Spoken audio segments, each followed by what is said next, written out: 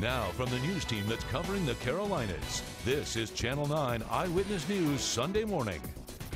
One of the busiest travel days of the Thanksgiving holiday season is here. Thousands are starting to head back home, and we are monitoring delays this morning for flights in and out of Charlotte Douglas. A surge in background checks for gun purchases shattering records this holiday weekend. Gosh, hundreds and hundreds of applications have gone in the last few days. The concerns behind the spike in sales.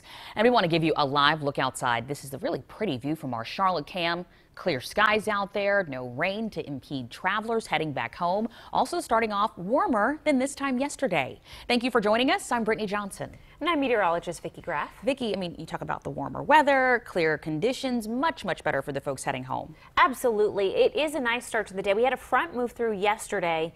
You might not have noticed it, though. It brought us some clouds, but we're really not seeing a whole big drop in temperatures, and we didn't get any rain from it. Now, just within the past 5 minutes, we did update to 36 degrees in Charlotte. That is cooler than this past half hour. It's 41 in Chester, 45 in Chesterfield, 30 in Statesville, and 37 in Boone and in Jefferson. So it's cool enough that you'll need a jacket, but not quite as cold as it was this time yesterday. Some neighborhoods are about 15 degrees warmer. As we go throughout the day today, lots of sunshine, a great morning for a walk, or maybe if you're heading out for a jog, still working off some of those Thanksgiving calories.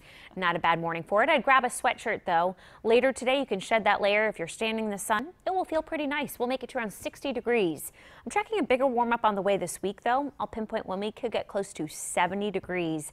That's coming up ahead. That's a big jump. But what Thanksgiving calories? I thought it didn't count exactly. on the holidays. And weekends as well. Right. Thank you, Vicki. Your time is now 7:01. Breaking overnight. An investigation is now underway after CMPD says 2 people were stabbed at a party in University City. It happened just before 11 o'clock last night at the Oasis Shriners on Doug May's place. We are told the 2 victims are being treated for life-threatening injuries. We are asking police if they are looking for any suspects. A record-breaking number of gun background checks in just one day. There were more than 203,000 applications submitted on Black Friday. Reporter Stephanie Tinoco found some worried about what the spike could lead to. The guys at Hyatt Gun Shop told me they've submitted so many background checks, but none of those have been denied. There have been some applications that have been delayed, meaning they require extra verification. The crowds are huge, the telephone's ringing. Firearms are flying off the shelves. Gun expert Larry Hyatt tells me his team is running background checks by the hundreds this big holiday shopping weekend. Gosh, hundreds and hundreds of applications have gone in the last few days. The FBI was flooded with more than 203,000 background check requests from across the country for gun purchases just on Black Friday. It's a new single-day record. That's about a 10% increase compared to the 185,000 requests on Black Friday last year.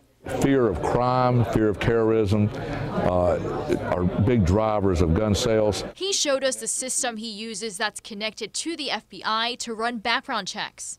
Just in a matter of a few minutes, they can tell if that person has a record. He says there have been major improvements in the system.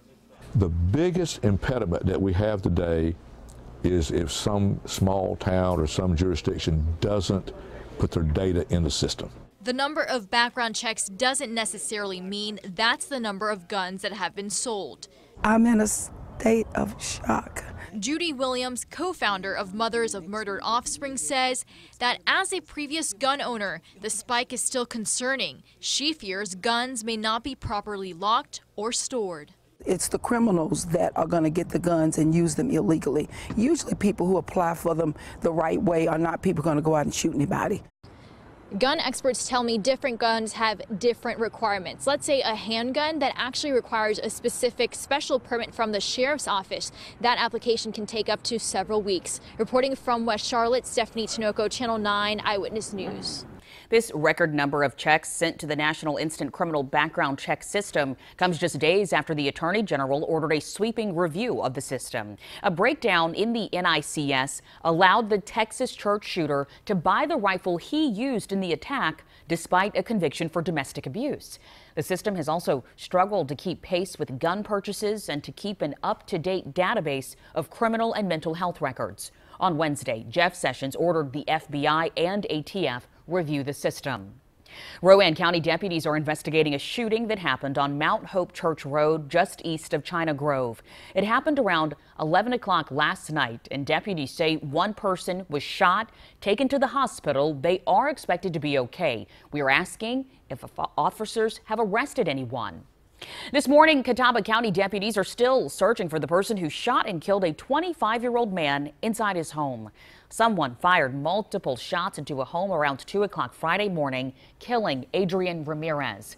His girlfriend survived the shooting. She believes Ramirez was targeted. Deputies have not released details of any suspects in Ramirez's death. Today is one of the busiest airport travel days of the year, and today's nice weather, well, it should help everything run more smoothly out there. Let's take a look at Charlotte Douglas. The airport is expecting a massive amount of travelers returning home from the Thanksgiving holiday. Right now you're getting a look inside of the airport where you can see plenty of people in there. We don't see any lines that are too long right now. That is the good news, but they are projecting to see more than 31,000 flyers today, and these are just the numbers for the originating passengers. They say another 100,000 people will have connecting flights through the airport, but so far looks like things are moving smoothly there, at least where people are checking in. Channel 9, we've made it easy for you to check your flight times, also parking availability and the traffic around the airport. Just search for Charlotte Douglas on WSOCTV.com.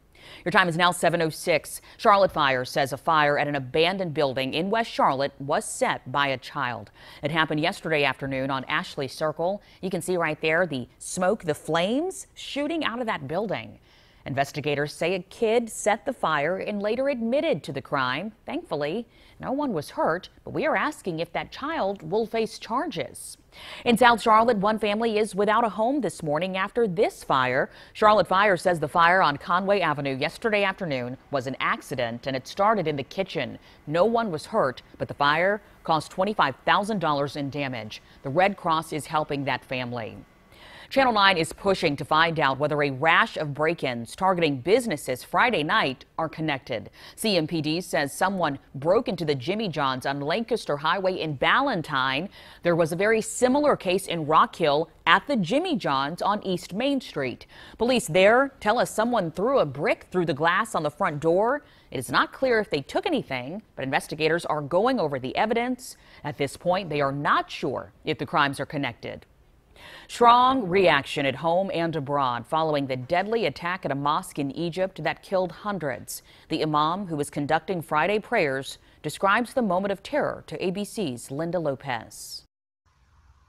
So many graves, and there will be so many more for the over 300 victims, including 27 children, in the horrifying terrorist attack on an Egyptian mosque. The surviving imam, who was conducting Friday prayers at the time of the assault, recounting the moment the slaughter began.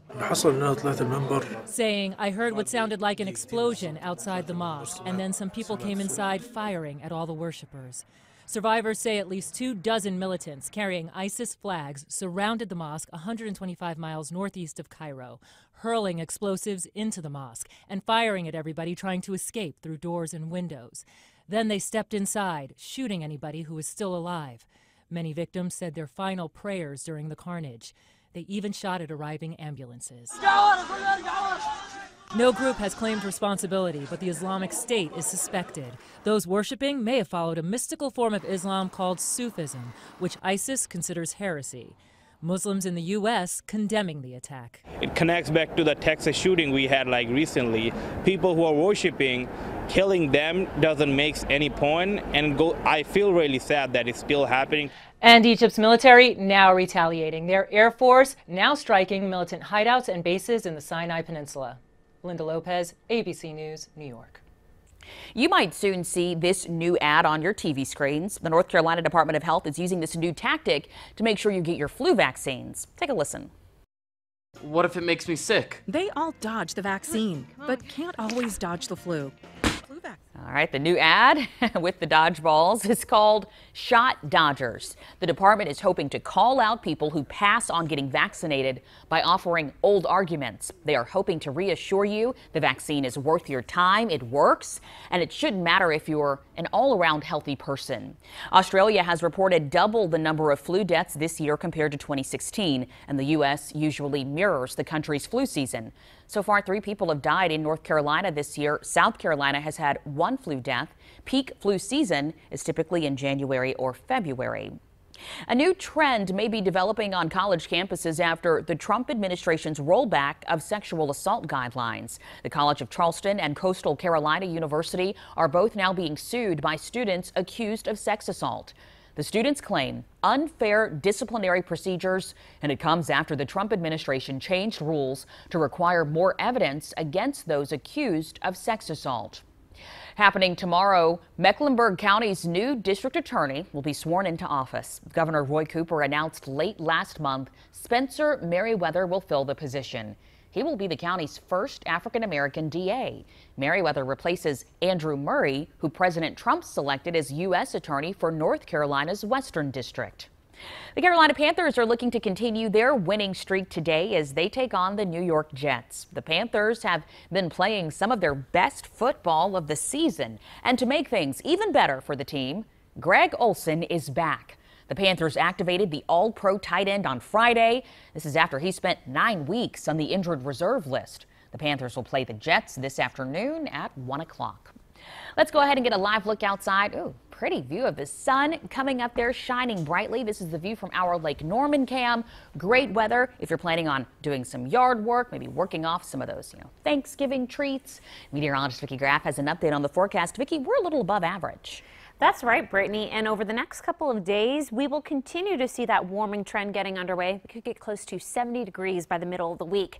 Taking a look at satellite and radar, I'm trying to find some issues across the country where we could have some travel problems or delays.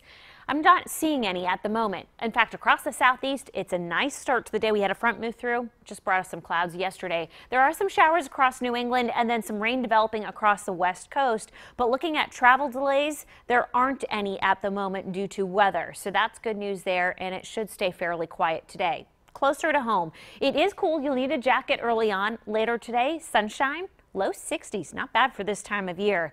I am tracking a dry pattern ahead. I'll show you when the rain chances do return coming up. Brittany? A new homeowner on the hook for hundreds in repairs the builder was supposed to fix. At 7:45, the 3 things you need to do if you are buying a new home and something goes wrong before closing. Local business owners got their chance to shine on Small Business Saturday. It's all local made and can't go wrong with that. At 7:30, the major impact these local shops have on Charlotte's economy. A battle on Capitol Hill over who should run the Consumer Federal Protection Bureau. Next, what the change in leadership could mean for you and your money.